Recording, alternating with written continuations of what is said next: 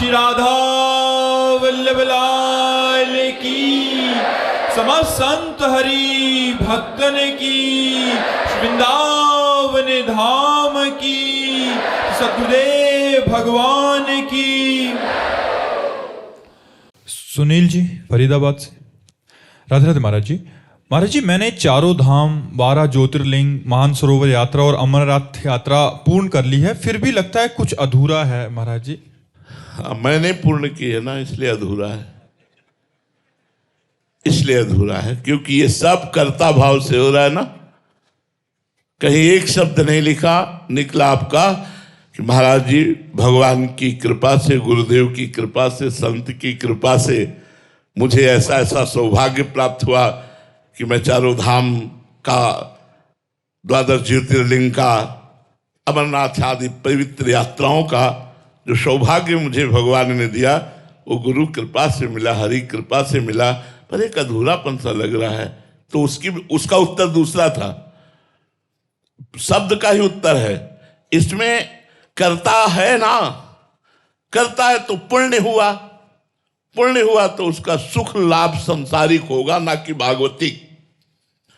अगर प्रभु की कृपा मिला ली जाए और दैन्य भाव से यात्रा की जाए और भगवान को समर्पित कर दी जाए तो ये बात नहीं आएगी कि कुछ अधूरा रह गया है, अभी नाम नहीं चल रहा, भगवत समर्पण नहीं है, भगवत कृपा का प्रतिपल अनुभव नहीं है। यही अधूरापन है।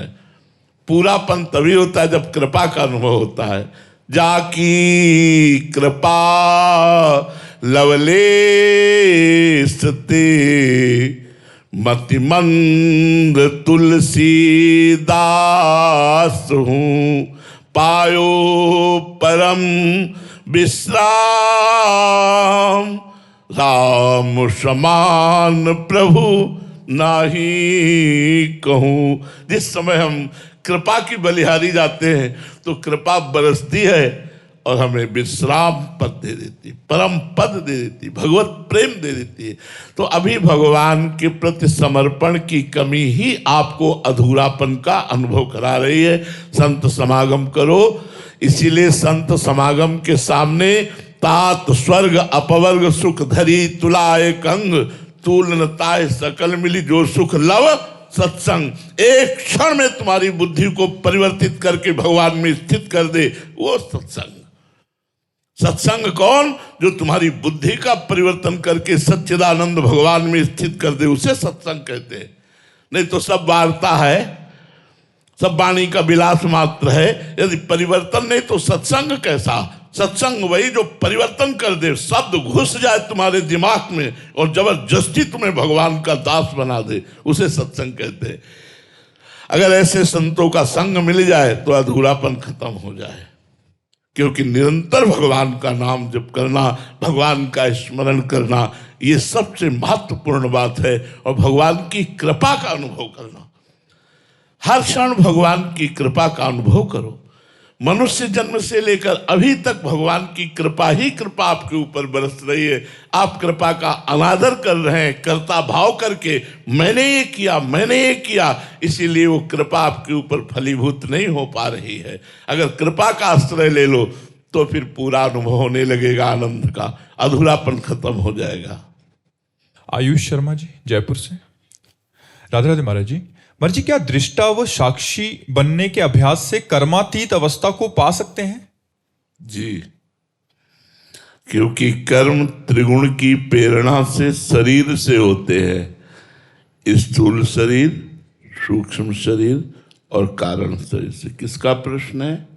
हाँ, जो कर्म होते हैं वो 3 गुणों की प्रेरणा से स्थूल शरीर, सूक्ष्म शरीर और कारण शरीर के द्वारा होते हैं।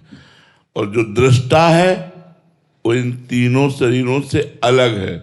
जैसे मैं दृष्टा हूं, आप करता हो, तो आपको फल भोगना पड़ेगा कि मुझे भोगना पड़ेगा? आपको भोगना पड़ेगा ना, क्योंकि करता आप है, मैं तो दृष्टा हूं ना। तो दृष्टा निरपेक्ष है, दृष्टा असंग है, तभी वो दृष्टा होगा।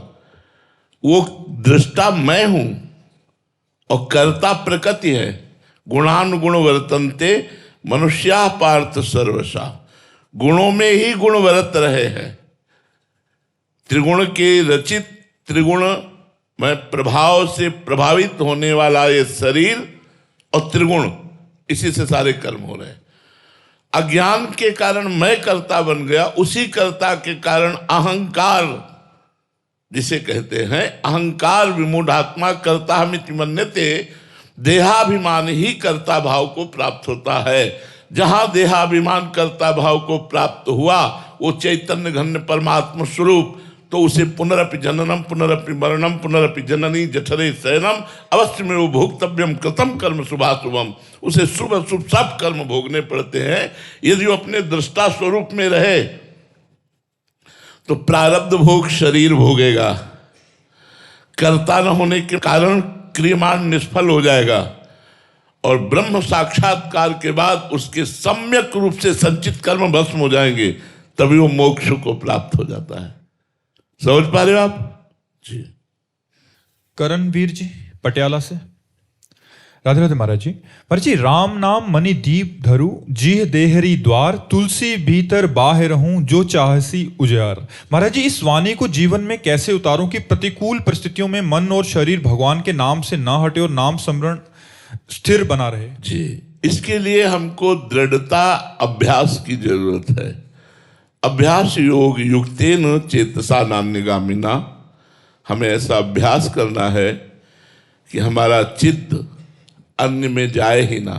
गर्मी, सर्दी, दुख, सुख, अनुकूलता, प्रतिकूलता, संपत्ति, विपत्ति, ये आने जाने वाली है। ऐसा मानकर जैसी भी परिस्थिति हो, भगवान का नाम जप करते हुए उसे हम सह जाएं। दुख में भूले नहीं, सुख में फूले नहीं, समता को प्राप्त होकर निरंतर भगवान का स्मरण करते रहें और दीर्घ काल तक करें।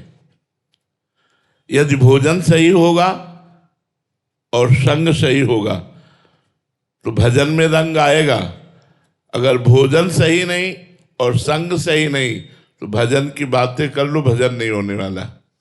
दो चीजें बहुत आवश्यक हैं, आहार शुद्धि और संग शुद्धि।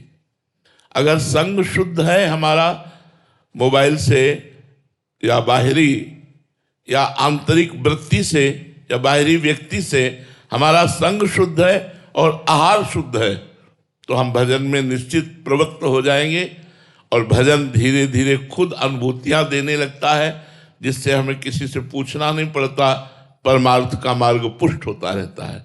तो संग साधु, सर्वथा असंगोहम पुरुषा, सर्वतो मनुष्यो असंगात संगम च साधुषु। सबसे असंग, अगर संग तो संत पुरुषों का, मन से भी और तन से भी। तन ही राखि सत्संग में तो मन ही प्रेम रस भयो, सुख चाहत हरिवंश हित तो कृष्ण कल्प तरुष्यो। जो समस्त कामनाएं पूर्ण करने वाले हैं, ऐसे कल्प तरु स्वरूपा प्रणत कामदम पद्मजार्चितम धरणि मंडनम ध्येयमापदी। ऐसे प्रभु के चरणों का ध्यान करो, उनका भजन करो, उनका नाम जप करो। तो जो राम नाम मणिदीप धरी, तो इसे धरो, राम राम राम राम राम राम राम, पहले वाचिक, फिर उपांशु, फिर मानसिक, तब आपकी धारा बन जाएगी। अभ्यास करो, खूब अभ्यास करो। जैसे गरीब आदमी धन कमाने के लिए ओवर टाइम भी काम करता है, ऐसे हमें जब समय मिले तब हम नाम जप करें। समय अपना बचाएं प्रपंच से, भोगों से, गंदी बातों से, और वो समय हम प्रभु में लगाएं और जो कर्म करें वो कृष्णार्पणम वस्तु करें, तो हमारा भजन बढ़ने लगे, तो हमारा हृदय आनंद से युक्त हो जाए। रश्मि दुबे जी। राधे राधे महाराज जी। महाराज जी, आत्मसम्मान और अहंकार के बीच का अंतर के बारे में समझना चाहती हूं। अहंकार देह भाव से युक्त होता है। अभी आत्मसम्मान को जाना ही नहीं, आत्मसम्मान करोगी तो समता को प्राप्त हो जाओगी। दुख सुख में, निंदा स्तुति में, मान अपमान में आप में कोई उलझन नहीं होगी। लेकिन जब देहाभिमान को हम आत्मसम्मान मान लेते हैं, तब ये बात आती है कि बस इतना ठीक है। अगर हमारे स्वाभिमान में कोई चोट पहुंचाने की कोशिश की, वो देहाभिमान ही बोल रहा है, आत्माभिमान नहीं, आत्मसम्मान नहीं। आत्मसम्मान तो सब में मेरी आत्मा विराजमान है। जैसे मेरी जिह्वा को मेरे दांत से ही चोट पहुंच गई, अब हम किस पर नाराज होंगे? ऐसे ही एक ही आत्मा जो मेरे अंदर है वही सबके अंदर है। अगर कोई मेरा अपमान करता है तो मुझे बिल्कुल रोष नहीं आना चाहिए। मुझे कोई सम्मान करता है तो बिल्कुल सुख नहीं मिलना चाहिए, क्योंकि अपने हाथ से हम अपने पैर छुएं तो क्या सुख, हमारे हाथ से हमारे गाल में चाटा लग जाए तो क्या दुख। ऐसे ही संपूर्ण विश्व मेरा आत्मस्वरूप है। सुख और दुख, मान और अपमान, निंदा स्तुति में जो समान होता है वो आत्मसम्मान होता है, और जो सुख दुख से प्रभावित हो जाता है, निंदा स्तुति से प्रभावित हो जाता है, वो देहाभिमान होता है। उस देहाभिमान को आत्मसम्मान में नहीं रखना चाहिए, अलग रखना चाहिए। जितेश जी गुजरात से, राधे राधे महाराज जी। महाराज जी, हम भगवान पर पूर्ण विश्वास क्यों नहीं कर पाते? पूर्ण समर्पण कैसे आए? मलिन अंतःकरण में न पूर्ण समर्पण होता है, न पूर्ण विश्वास होता है। जब हृदय निर्मल होता है तब विश्वास का प्रादुर्भाव होता है। विश्वास कोई छोटी मोटी वस्तु नहीं है। निर्मलता जितनी बढ़ती जाएगी उतने विश्वास बढ़ता चला जाएगा। नौवीं भक्ति में भगवान ने रामायण में वर्णन किया है, नवमो सरल सब सन छलहीना, ममो भरोस ही हरस नदीना। भगवान पर भरोसा 9वें अंक पे लिखा है।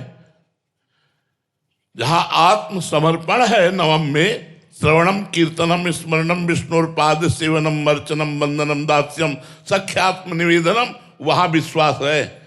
आत्मनिवेदन पर विश्वास जागृत हुआ है। तो विश्वास श्रद्धा से प्रकट होता है।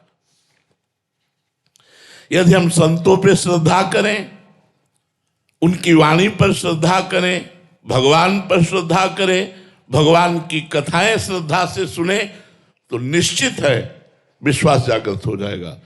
और बिन विश्वास भगत नहीं ते बिन द्रवहि न राम, राम कृपा बिन स्वप्न जीव न लह विश्राम। जब तक विश्वास नहीं तब तक भक्ति नहीं, जब तक भक्ति नहीं तो भगवान की कृपा का अनुभव नहीं, और जब तक भगवान की कृपा का अनुभव नहीं तब तक विश्राम नहीं मिल सकता। इसलिए श्रद्धा करो। श्रद्धा से विश्वास उत्पन्न होता है, विश्वास से भक्ति दृढ़ होती है, और भक्ति दृढ़ में आत्मसमर्पण हो जाता है। आत्मसमर्पण हो गया तो आप यंत्र हो गए, यंत्री भगवान हो गए। अब आप देखोगे कि जैसे अर्जुन का रथ भगवान हाँक रहे हैं, ऐसे मेरे जीवन की यात्रा स्वयं भगवान मेरे हृदय में बैठकर करवा रहे हैं। अब मनमानी नहीं हो रहा, अब हरिमानी हो रहा है। जैसा हरि चाह रहे हैं वैसा हो रहा है। ज्यों ज्यों राखत हो त्यों त्यों रहियत हो हरि। अब आनंद का विषय आ जाएगा। अभी तो हर्ष और शोक का विषय है, आनंद का विषय तो अभी बड़ी दूर नगरी, अभी बड़ी दूर नगरी है। देहाभिमान से छूटे तब बात बने। गुरमेल सिंह जी चंडीगढ़ से, राधे राधे महाराज जी। महाराज जी, मैं सिख परिवार से हूँ। मैं आपके प्रवचनों को सुनता हूँ और अपने जीवन में उतारने का पूर्ण प्रयास भी कर रहा हूँ। गुरुवाणी जी का नित्य पाठ एवं नाम जप निश्चित संख्या में करने के अभी प्रयासरत में हूँ। महाराज जी, फिर भी वो रस का अनुभव मेरे को कब होगा जो वास्तविक गुरुजन बताते हैं? हाँ, थोड़ा सातु दीर्घ काल निरंतर सत्कार से भी तो दृढ़ भूमि। अगर लंबे समय तक हम आराधना करते रहें तो हमारा अंतःकरण में जो पाप बनाने वाली प्रवृत्ति है वो दुर्वासना, जो ही दुर्वासना भस्म हुई तो ही आनंद का अनुभव आने लगेगा। अब जन्म जन्मांतरों के कितने पाप हैं अपने पास लिस्ट तो है नहीं, अपने को पता भी नहीं कितना है। तो पहले वाहेगुरु कृपा करेंगे और उनकी कृपा से हमारे जितने पूर्व पाप हैं वो जब भस्म होंगे तो हृदय निर्मल होगा, और जब हृदय निर्मल होगा तो चलते फिरते उठते बैठते सहज समाधि लग जाएगी। सहज समाधि, वाहेगुरु की कृपा में डोलोगे, मस्त डोलोगे, उन्मत्त डोलोगे, आनंद में डोलोगे। इसलिए धैर्य पूर्वक नाम जप करो और वाहेगुरु के कृपा मनाओ, और वाणी जी का जो गुरुवाणी जी है उसका आदर सहित गान और श्रवण करो, इसी से हो जाएगा। आशीष जी पश्चिम बंगाल से। राधे राधे महाराज जी। गुरुदेव, आपने कई बार सत्संग में कहा है कि जब आप सन्यास में थे कि 90 प्राणायाम करते थे तो दिमाग में एकदम भागवतिक साय मचता था और मंत्र घूमता रहता था। तो महाराज जी, हम जैसे साधकों के लिए ऐसी कोई विधि या कोई सही अनुष्ठान जिससे मतलब हमारे भी ऐसा भाव आए जैसा? देखो क्या है बच्चा कि अब बचपन से भगवान के मार्ग में थे तो हमारा लक्ष्य था भगवत प्राप्ति। तो हमें जो साधन संतों से मिलता हम उसी में लग जाते। भागवत में भगवान श्री कृष्णचंद्र जी ने कहा है कि यदि मन को एकाग्र करके अपने लक्ष्य पर दृढ़ करना है तो 10-10 प्राणायाम 3 बार करना होगा। रेचक, कुंभक और पूरक। जब ये बात हमने पढ़ी तो उसकी जानकारी की तो 10-10 क्या, हमने 30-30 प्राणायाम एक बार शुरू, मतलब ये वर्षों में, ऐसा नहीं हुआ कि शुरू से पहले 5-5 किए, फिर 10-10 किए, फिर 15-15, फिर 20-20, फिर 30-30 प्राणायाम एक बार खींचा मंत्र जपते हुए, कई मंत्र जपते हुए। जैसे इसकी पद्धति है 8 मंत्र जप करते हुए खींचा तो 16 मंत्र जप करते हुए रोका तो 32 में निकालना है। इससे प्राणवायु सूक्ष्म होती है। उस समय फलाहार रहते थे, थोड़ा सूक्ष्म फलाहार कर लिया, नवीन अवस्था है, साय दिमाग में मस्ता, वही मंत्र। अब 90 प्राणायाम को छोटी मोटी बात समझते हो, थोड़ी थोड़ी देर में तो एकदम उस समय भगवदाकार वृत्ति, किसी से कोई ये बातचीत तो अभी कुछ समय से शुरू हुई है, नहीं उस समय कोई किडनी भी नहीं खराब थी। तो पद्मासन में 6-6 घंटा बैठना और आसन में, तो वो तब एकाग्रता होती है। परमार्थ ऐसे लगो जैसे नशेबाज नशा ढूंढता है। जब हमारा लक्ष्य दृढ़ हो जाएगा और नशा बन जाएगा मुझे भगवत प्राप्ति करनी है, तो ये सब खिलवाड़ हो जाता है। 7-7 दिन 8-8 दिन भोजन नहीं मिला गंगा के किनारे, और वो कष्ट महसूस नहीं होता। एक कमंडल गंगा जल पीकर प्राणायाम के द्वारा प्राणों को वश में करके निरंतर भजन में रहना। अब कह दे भगवान भक्ति और ये भगवत प्राप्ति तो सरलता से भी हो जाती है जो आप कह रहे हो, तो आपको इतना कष्ट क्यों सहना पड़ा? वो इसलिए सहना पड़ा जो आज देख रहे हो ना, जो आज प्रश्न कर रहे हो ना, जो आज उत्तर मिल रहे हैं ना आपको, जो लोगों को लाभ मिल रहा है ना, ये उसका लाभ मिल रहा है। भगवान की कृपा से जो साधन बना उसी साधन का अनुभव तो आपको बता रहे। नहीं तो ज्ञान किसको नहीं है? सब महात्मा जन बैठे हुए हैं, सबको जो हम बातें बोल रहे हैं सबको कंठस्थ है, सबको याद है। पर यही बात का प्रभाव पड़ जाए इसलिए भगवान ने ऐसा साधन कराया। आप भी नाम जप करो, जितना हो सके संयम से रहो, भगवान के आश्रित रहो।